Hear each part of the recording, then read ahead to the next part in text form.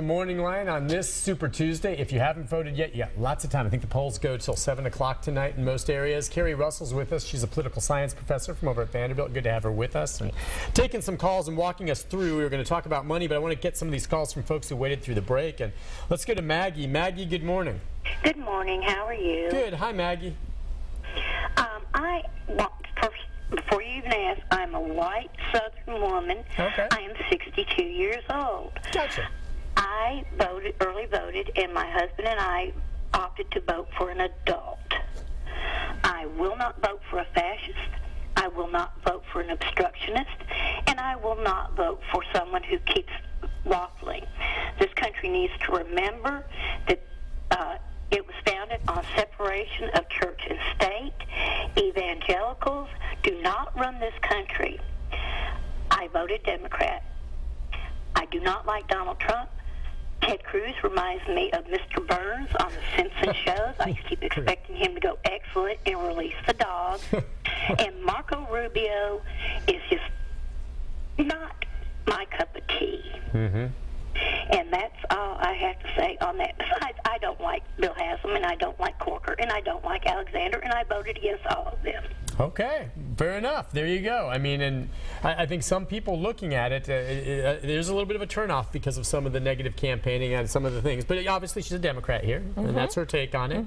And so she voted Democrat. She didn't say which one she voted for, did she? She did not. But okay, yeah, that's fine. That's the other side of it. And we don't get as many Democratic calls in here because most people, like Taylor and others, well, they reflect the state. It's a Republican state. It is, but Nashville is a very blue center. That's true. In our very red state. And Megan Barry endorsed Hillary Clinton, right? That's right. And you know, no matter what happens in the end, the fact that a woman is going to make it potentially to, be the party nominee, and that she's going to make it to the general election is historic. Yeah. And very important and exciting. Let's go to Ethel. Ethel, good morning. Hi, Ethel. Hi, good morning. How you doing? Good. What's on your mind? Well, I'll let you know that I am a Democrat. Okay. And I've been voting for 49 years, and I early voted, and I voted for Hillary Clinton. Okay. And I would like to comment on something that the first caller said. All right. He said that Donald Trump was like an occult leader. Now, I have to agree with him because he is spot on to the fact that the Bible says that a man will appear and he will be intelligent and he will come promising prosperity and world peace, and people will flock to him because they believe what he says. But he's not of God, he's of God's adversary, which is Satan. He is an imposter. Well, and he's talking about he's going to bring all of the jobs back from overseas back to America. What about the benefit he has overseas? Is he going to bring them back too? Yeah, I know he has a lot of businesses around the world. Now, I'll say this. All the candidates make promises and the such along those lines. A lot of people want to know, though, with all candidates, especially with Trump, how are you going to do it?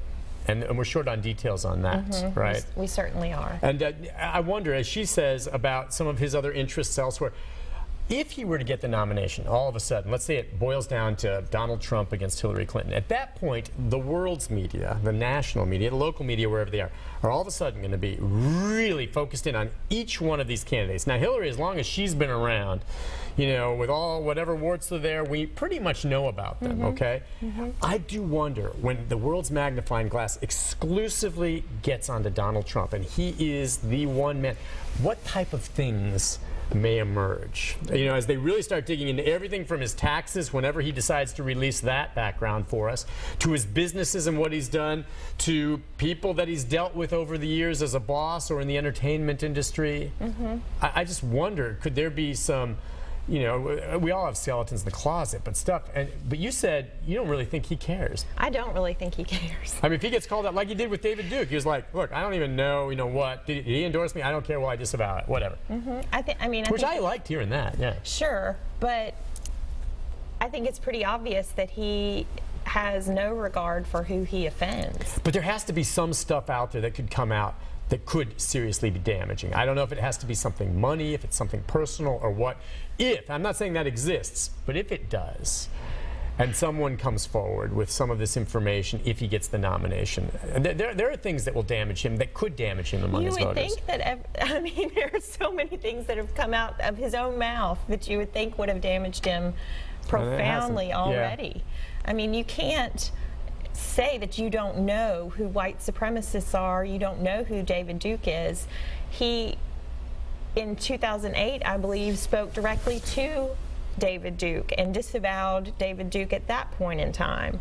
And then to say that he doesn't know who he is, or he doesn't understand what white supremacy is, I think is just ludicrous. And the way, I mean, we've already said it, but I think his own vocabulary, his own language has shown that he can knock down group after group after group after group, and you know, people try to make it stick, but he's like he's made out of Teflon, it seems like. Yeah, just slides right off. Let's go to Ricky. Ricky, good morning. Good morning, Nick. Hey, Rick, go ahead. Donald Trump, if he gets elected, there's no telling what's going to happen, because nobody's going to want to work with him because he don't want to listen to anything anybody has to say. I know. That's what I keep thinking, Ricky. I mean, he's a successful businessman, and I've always said this, whether it's the governor or whether you're president or a senator, if you want to go to public office and you want to run on the fact that I've run a successful business, running our government is nothing like running a successful. Donald Trump and his business, right? He makes the decision, his word goes. And he's been successful, and I give him credit for that, okay? But he gets to the White House, and he can say what he wants, but you think the senators and the representatives are just going to roll over and say, yeah, whatever you want, Don. What's he going to do when they put it back in his face, say no? I don't know. I mean, if it's anything like his reality show, he'll just say you're fired. Yeah. But it's not that easy. No, that's the thing. It's really not that easy. I mean, government is a, you know, our government is only as good as the people we elect to sit in those seats. And that's something that we, as the American voting public, have to take so seriously. You can't just assume that everything's going to run the way that you want it to and not get involved and pay attention to who's running and cast your vote deliberately. You know, and please don't think that your vote doesn't matter. All you have to do is look back to the year 2000 and look at the fact that less than 300 votes made the difference between George W. Bush and Al Gore. And I'm not saying that, you know, that one person should have won or one shouldn't have won, but I am saying that 300 votes mattered profoundly. Oh, absolutely. So, so I just really want to encourage our voting public to get out there and vote if you haven't done it already, but also to do your homework and try to figure out who's going to best represent your interests. I think at this point, most people have made up their mind. Yeah. I do. Now, they may have to change depending on who the eventual nominee is, if it's different. But I bet you most people have made up their mind. I have. I'm not going to tell you who I'm going to vote for, but I've made up my mind at this point pretty much. Yeah, and I think most people have. And if you have, get out and vote. The bottom line is, and I know you probably preach this to your students too, you have to. Even a lot of us may sit there and say, I don't like any of these candidates. Right. Well, then choose the lesser of all the evils if that's the way you look at it. But get out and vote. And get civically involved. Yeah. You know, I mean, any one of us could run for office. You could run for office, Nick. I was about to say that. You know, yeah, I could. Leland can run for office. Taylor can run for office. Taylor's going to run for president down the road. That's Leland's son sitting over there. I like that idea. Absolutely. Okay. Yeah. Well, listen, polls are open till about 7 o'clock tonight. Get out and vote. You're going to go vote. I'm going to go vote.